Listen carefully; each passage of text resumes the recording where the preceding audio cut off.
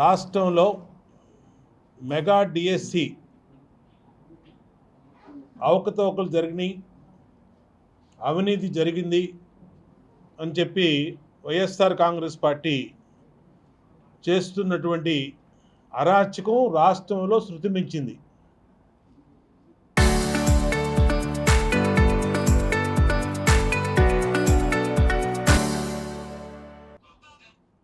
ఈరోజు ఎక్కడా లేనటువంటి విధంగా రాష్ట్రంలో ఈ కార్యక్రమాన్ని వైఎస్ఆర్ కాంగ్రెస్ పార్టీ గొడ్డలి పార్టీ మొదలుపెట్టింది. మెగా డిఎస్సి మీద చర్చకు సిద్ధం అని చెప్పి స్పష్టంగా మా విద్యాశాఖ మంత్రి నారా లోకేష్ గారు స్పష్టంగా దానికి ఛాలెంజ్ చేశాడు. ఏ చర్చకైనా సిద్ధం.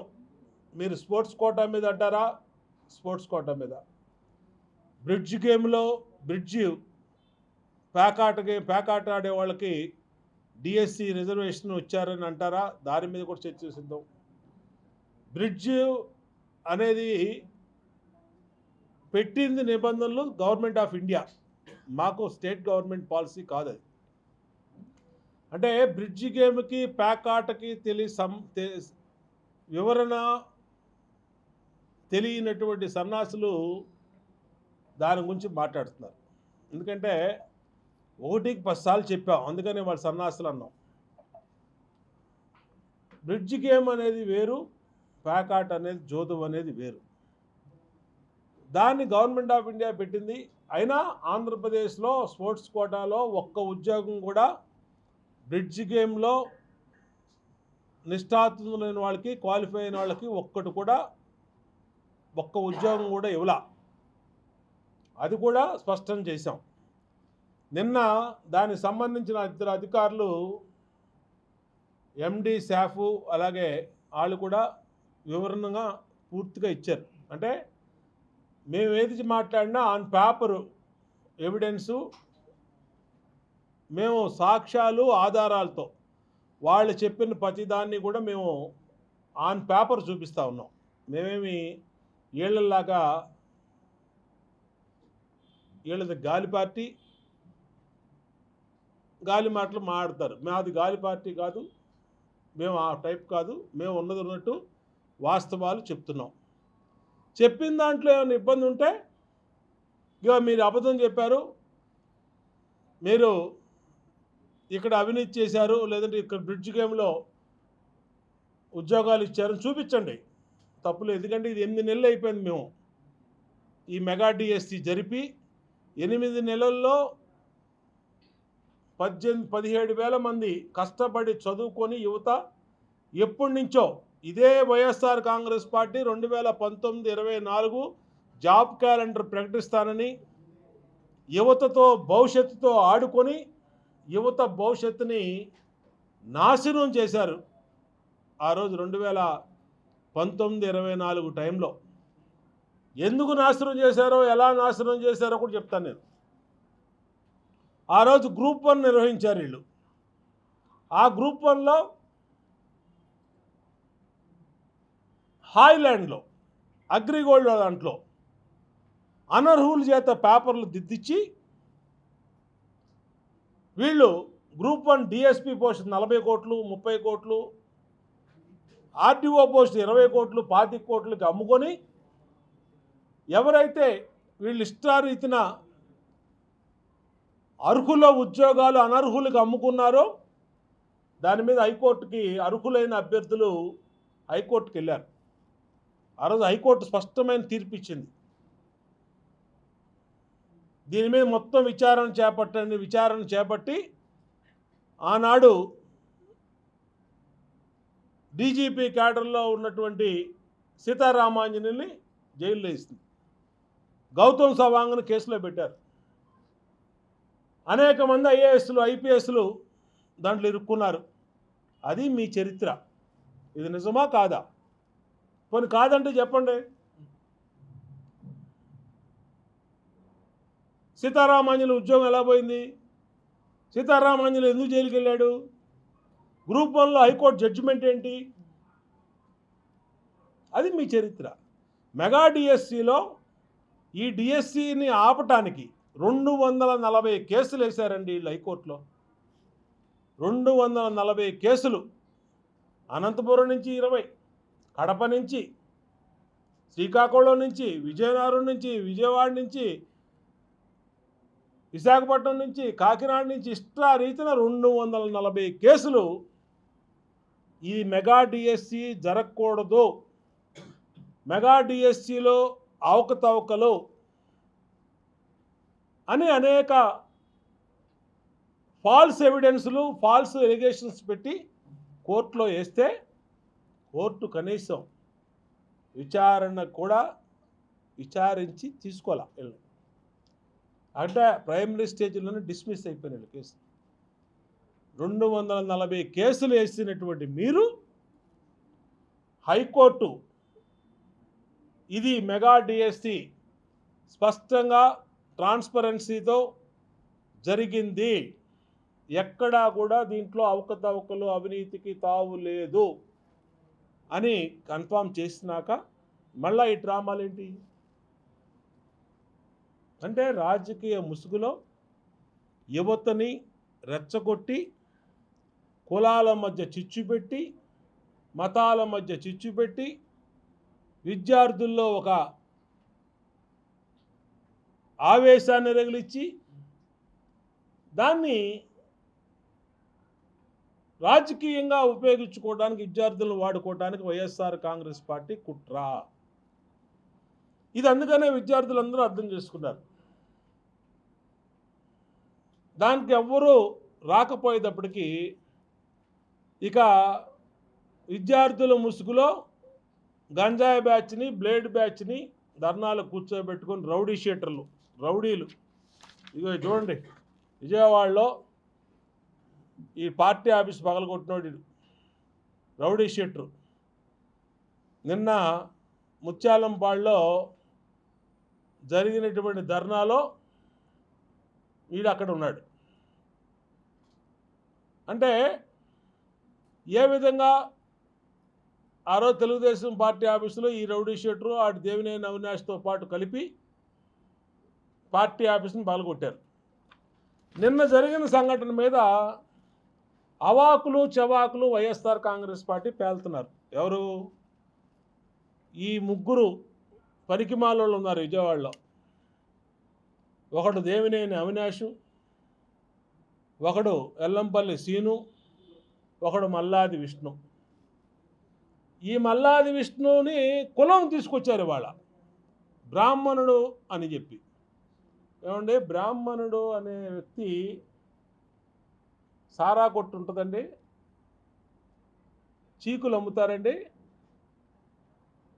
సారా కొట్టు పెట్టి గతంలో ఈడు బతుకు ప్రారంభమైంది బీసెంట్ రోడ్లో సారా కొట్టు ఫస్ట్ కార్నర్లో ఉండేటప్పుడు. మేము చిన్నప్పుడు అక్కడ ఉన్నప్పుడు అక్కడి నుంచి బ్రాందీ షాప్ పెట్టాడు. బ్రాందీ షాపులో పెట్టి బ్రాందీ షాప్లో chicken snacks, mutton snacks, fish snacks, బార్లు, బ్రాందీ షాపులు పెట్టి అమ్ముకున్నాడు, డబ్బులు సంపాదించుకున్నాడు. ఆఖరికి ఏ స్టేజ్కి వెళ్ళిపోయాడంటే కల్తీ మద్యం కేసుకి వెళ్ళిపోయాడు. వీడి షాపులో కల్తీ మద్యం తాగి, మల్లాది విష్ణు అనే వ్యక్తి షాపులో కల్తీ మద్యం తాగి 15 మంది చచ్చిపోయారండి. 15 మంది ఆడబిడ్డల మెడల్లో తాళ్ళు తెంపిన వ్యక్తి మల్లాది విష్ణు. ఇవాళ అతను కులం పెట్టి వైఎస్ఆర్ కాంగ్రెస్ పార్టీ, లేదంటే ఈ పకోడీగాడు వెల్లంపల్లిగాడు, ఇంకో పకోడీగాడు నత్తి పకోడీగాడు వాడు దేవినేని అవినాష్ గాడు కులం పెట్టి మాట్లాడుతున్నారు. అరే బాబు, ఆ కులం పరువు తీవాకండి. చాలా అగ్ర కులం అది, చాలా పవిత్రమైన కులం బ్రాహ్మణ కులం అంటే. చాలా హిస్టరీ ఉంది బ్రాహ్మలు. ఇలాంటి డబ్బు కోసం నీచమైన వ్యాపారాలు చేసి మాంసం చీకులు అమ్ముకొని, చికెన్ చీకులు అమ్ముకొని, ఎండు చేపలు అమ్ముకునేవాడిని ఆ కులంలో కలపకండి దయచేసి. మీ రాజకీయం ఇంకో విధంగా చేసుకోండి. రెండవ అంశం, ఆడి ఎల్లంపల్లి సీను. అసలు ఆడికి ఇక్కడ ఏం పని అండి? వాడి నియోజకవర్గం ఎక్కడ? పశ్చిమ నియోజకవర్గం. వాడికి ఇక్కడేం పని? వాడు అక్కడ ఆడవలేక ఆడికి టికెట్ అక్కడ ఇవ్వక, నీకు టికెట్ లేదురా అంటే వాళ్ళ కాళ్ళు వీళ్ళ కాళ్ళు పట్టుకొని సెంట్రల్ నియోజకవర్గానికి టికెట్ తెచ్చుకున్నాడు. సెంట్రల్ నియోజకవర్గానికి టికెట్ తెచ్చుకుంటే టికెట్ వచ్చిన రోజునే బోండా మాకు చుక్కలు చూపిస్తా, సూర్యుడు చూపిస్తా, చంద్రుడిని చూపిస్తా అని సుబ్బిశెట్టి డైలాగులన్నీ కొట్టాడు ఆ రోజు. నేను చెప్పా, అరే బాబు ఎగిరెగిరి పడవాకరా, ఇది సెంట్రల్ నియోజకవర్గం, వద్దురా నాయన అంటే అసలు భూమి మీద ఆగల. ఈ 4 అడుగులు ఉంటాడు, నన్ను చూడాలంటే ఫస్ట్ ఫ్లోర్లో చూసినట్టు చూడాలి, నన్ను చూడలేట. నా ఎదురుగుండా వస్తే ఎటు సందుంటాడు పరిగెడతాడు, ఎటు సందుంటాడు. వాళ్ళ మైకులు టీవీలు రాగానే బయట ఇటు అయిపోతాడు, టీవీలు ముందు. ఈడో బాహుబలిలాగా నా సెంట్రల్ నియోజకవర్గానికి వచ్చి నా మెడలు ఉంచుతారట. బోండా మా మెడలు ఉంచుతారా? ఉంచు, రెడీగా ఉన్నారా? దారా బాబురా, లేదంటే నీ పూలబావి దగ్గర రమ్మంటావు చెప్పు, నేనే వస్తా. నువ్వు ఇక్కడ రాలేవు, నాకు తెలుసు, నీకు ప్యాంట్ తడిసిపోద్ది, నేనే వస్తా, చెప్పు ఎప్పుడు రమ్మంటావు, ఉంచు, ఏం ఉంచుతావు. వీడు ఇక్కడ సావలేడు, లోకేష్ని తిడతాడు. లోకేష్ ఒకసారి కౌన్సిల్లో ఇట్లాగే ఆడు మంత్రిగా ఉండి అమరావతి బిల్లు అప్పుడు కౌన్సిల్లో, ఆ రోజు మేము కౌన్సిల్ బయట ఉన్నాం, కౌన్సిల్ జరుగుతూ ఉంది, వైసీపీ గవర్నమెంట్, నేను ఎమ్మెల్యేని కూడా కాదు, బయట మా టీడీఎల్పీ ఆఫీస్లో ఉన్నా. బాగా ఉధృతంగా లోపల షరీఫ్ గారు చైర్మన్ జరుగుతుంటే లోకేష్ మీదకి వచ్చారు. ఈడే వచ్చాడు, కొట్టాడు. మా మంత్రి సత్యనారాయణ రాజు, మా బేదార్ రవిచంద్ర కాలు పెట్టి ఒక్కడు కొట్టాడు. ఎందుకు? ఆయన్ని బూతులు తిడతా లోకేష్ మీద దాడి చేయడానికి మీదకు వస్తే ఒక్కడు ఇచ్చారు అంతే. మళ్ళీ ఒక 6 నెలలు మళ్ళీ మాట్లాడాల. మొన్న ఎన్నికల్లో నేను 70,000 మెజార్టీతో నేను గెలిస్తే వీడికి వచ్చిన ఓట్లు 50,000.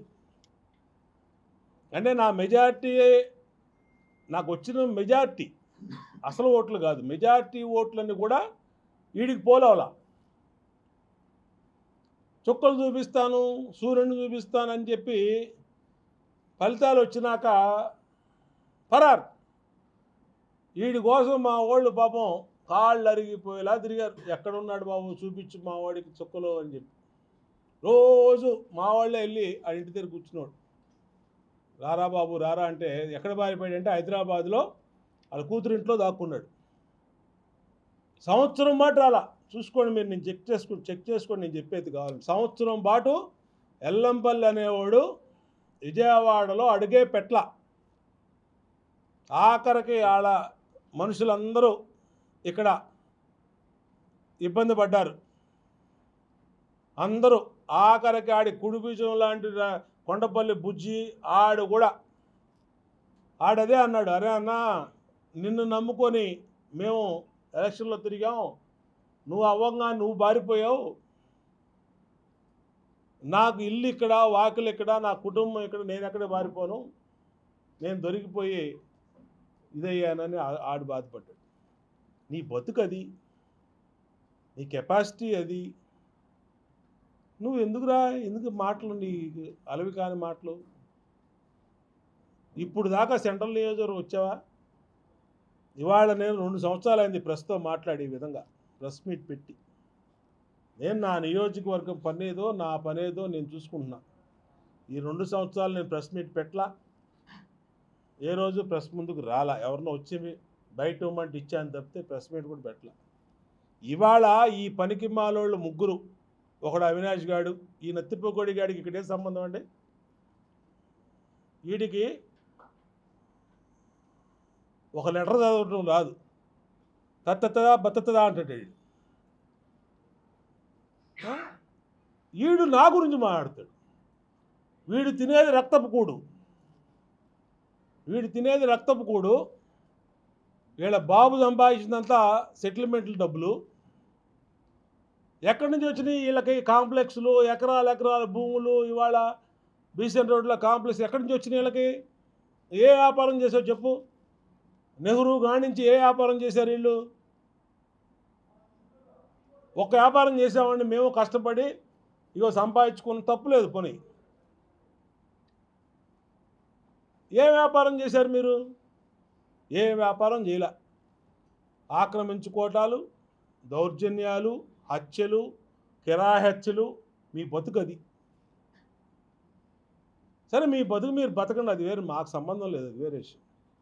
కానీ మా జోలికి వచ్చి నువ్వు ఇంకా నేను రౌడీని, నా వెనకాల 10 మంది రౌడీ షీటర్లు ఉన్నారు, నేనేదో పీకుతానంటే తోలు తీస్తాను రే నత్తిపోకొడిగా. అరే పొట్టిన నీకు కూడా చెప్తున్నా అల్లంపల్లిగా, వీళ్ళ వల్ల ఇవాళ ప్రశాంతమైనటువంటి నియోజకవర్గం డిస్టర్బ్ అవుతుంది. 2 సంవత్సరాలు అనేక కార్యక్రమాలు చేశారు వైఎస్ఆర్ కాంగ్రెస్ పార్టీ.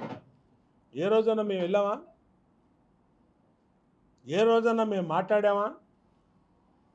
ఏ రోజన్నా మేము వాళ్ళ జోలు వాళ్ళ పేరు ఎత్తామా?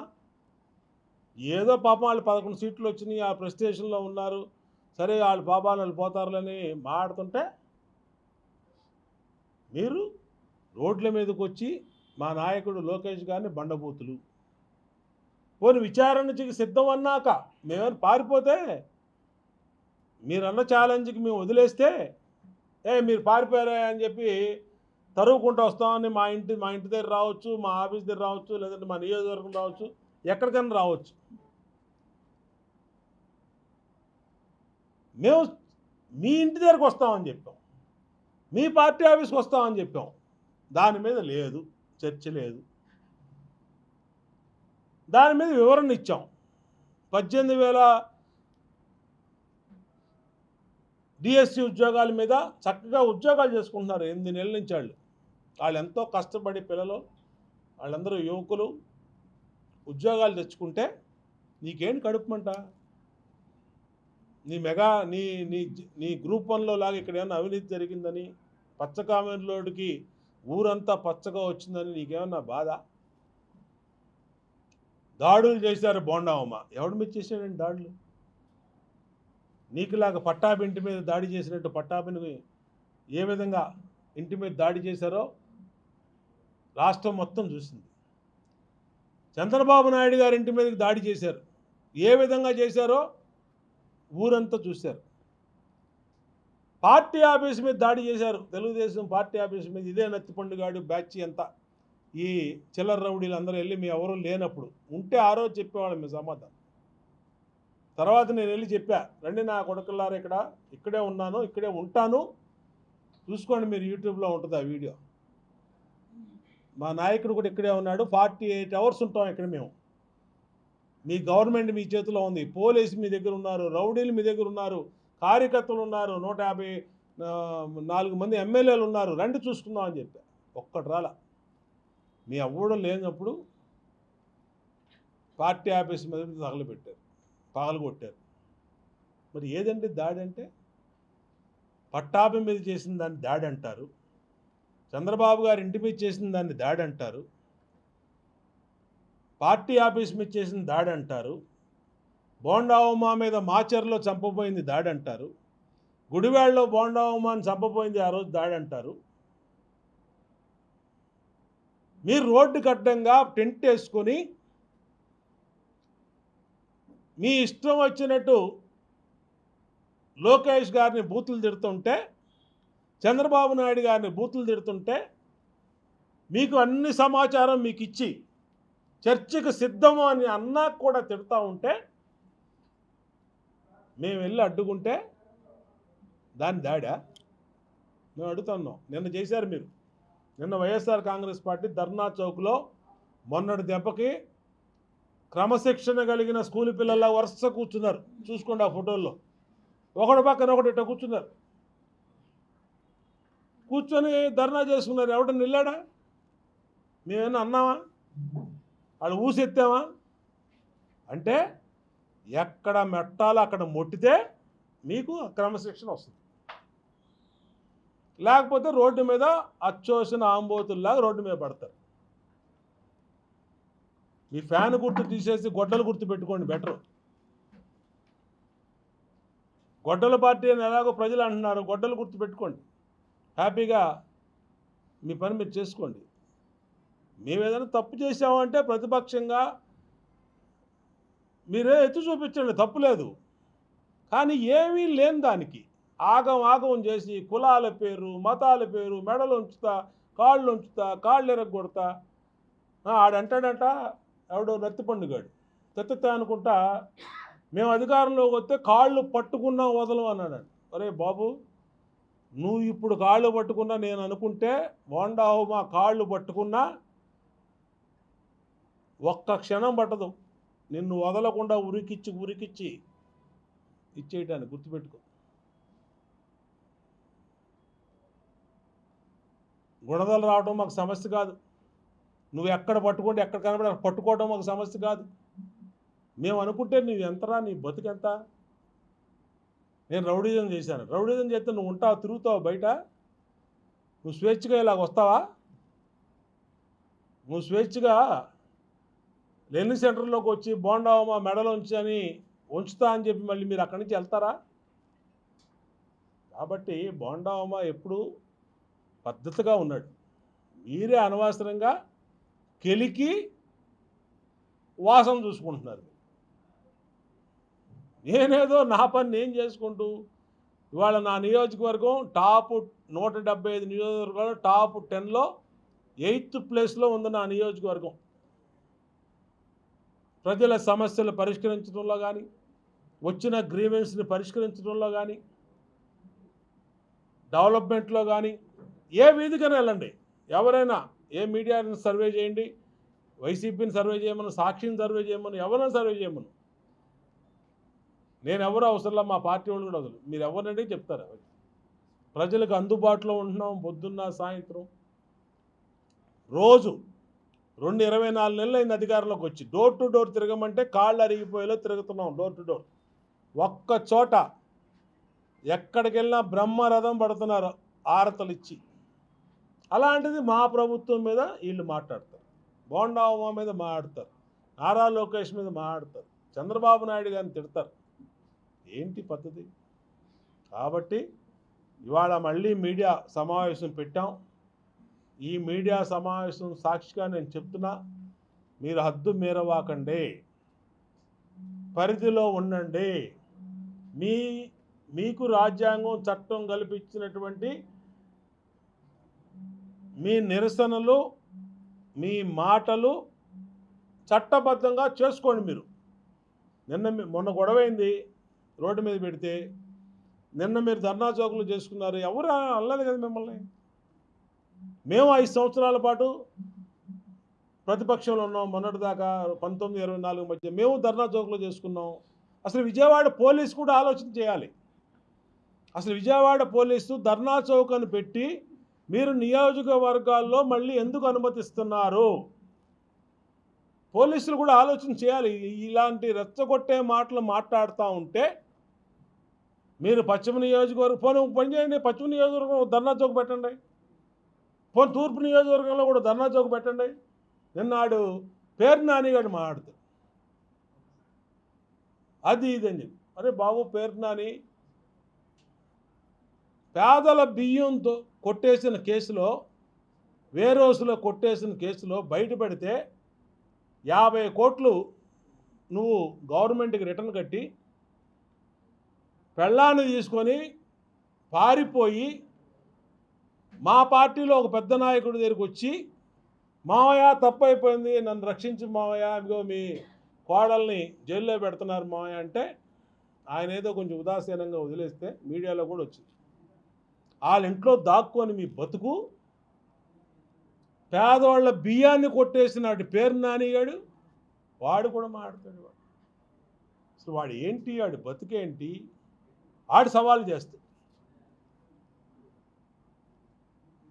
ఇవన్నీ కూడా తప్పు. ఇది మీరు ఒక్కసారి చూసుకోండి. నువ్వు ఎందుకు డబ్బులు కట్టావు నువ్వు గవర్నమెంట్కి? నువ్వు పేదల బియ్యం, రేషన్ బియ్యం ఎందుకు అమ్ముకున్నావు? అమ్ముకుంది ఎందుకు బయటపడింది? మీ పెళ్ళాలు తీసుకుని ఎందుకు దాచేసావు? మేము మాట్లాడలేమా? మాకు తెలీదా? నోటుకొచ్చినట్టు మాట్లాడతావా? అక్కడికి వెళ్ళు, తూర్పు నియోజకవర్గానికి వెళ్ళు, గుణదలు వెళ్ళు, నాకు సలహాలు ఇస్తావా? రే నాని, ఇక్కడ కాదు, గుణదల కాదు, పూలబావి కాదు, నీ ఇంటికి కూడా వస్తా. పిచ్చి పిచ్చి మాటలు మాట్లాడితే బందర కూడా వస్తా. కాబట్టి అనవసరంగా రెచ్చగొట్టే మాటలు మాడవాకండి. మాటలు అందరికీ వచ్చు. ఇక్కడ ఎవడో పిచ్చోళ్ళు కాదు. నీ బతుకేంటో తెలుసు, నువ్వేంటో తెలుసు, బియ్యం కేసులో ఎలా పారిపోయావో తెలుసు, మా పార్టీ నాయకుల కాళ్ళు ఎలా పట్టుకున్నావో తెలుసు. కాబట్టి అనవసరమైనటువంటి విషయాలు వద్దు.